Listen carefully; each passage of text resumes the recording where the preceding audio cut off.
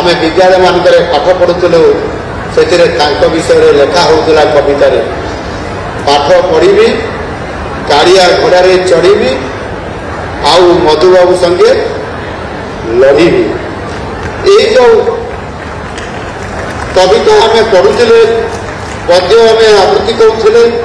ये निश्चित भाव अर्थात से समय एवं वर्तमान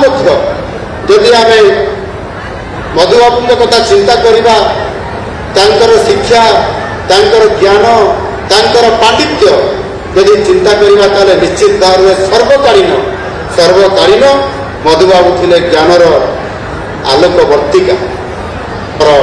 चरित्र गठन करती आमको स्वप्न देखाती एवं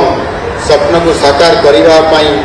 आमको प्रेरणा दियंती परिश्रम करने आत्मविश्वास बढ़ावा संघर्ष कर जीवन जड़े भल मनुष्य हाँपाई आमको प्रेरणा देते।